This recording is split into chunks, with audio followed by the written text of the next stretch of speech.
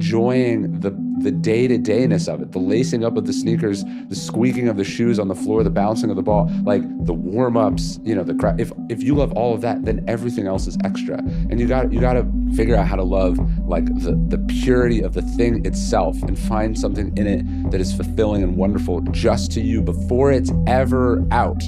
That's the purest place. And I've had to do work on that. I've said this before, but like probably with my first book, I was probably like 90% interested in how it did and 10% like proud of what I'd done. And I'd like to think I've gotten that flipped. I mean, if you don't care about it at all, like you're not going to keep doing them. And you have partners and you have employees, you have all these things that are dependent on it doing well.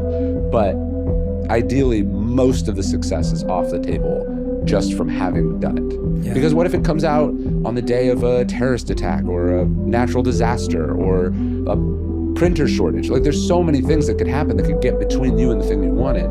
But if you enjoyed doing it, then you've picked all the fruit that's up to you to pick. Yeah, absolutely. You reminded me of a statement by George Bernard Shaw where he said, we don't stop playing because we get old. We get old because we stop playing. Yeah. And it's that idea of just, you're so right. Like I feel out of touch with myself when I'm not reading and learning and reflecting. Yeah. Like that's when I feel misaligned. If my life gets too far away from finding new ideas, experimenting with them, discovering them, trying to understand them and wrap my head around them, if I'm not filling my brain up with not just ideas theoretically, but even physically trying something new, experimenting with something I've never done before, I find that's when I'm misaligned with who I am.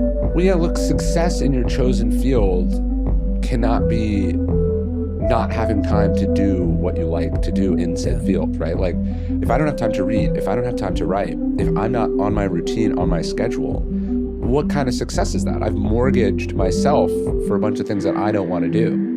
Now, those things might be lucrative, those things might be fun, those things might be rewarding in their own ways, but the main thing is like what got you into this, right? And if you don't have the time to do that, what kind of success is that, right? It can be very easy to just say yes to all the things that are coming in, and then you wake up and you go, it has been weeks since I did X, Y, or Z, like the things that light me up. Like, what is the things that light you up?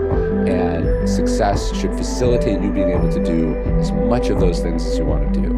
Are there always going to be administrative things and obligations and business? Of course, but if you don't have time to do the thing that only you can do, like what kind of life is that? Yeah, and I know we both feel grateful and have charted our own, in some ways, similar paths from moving from a corporate career to doing what we love today.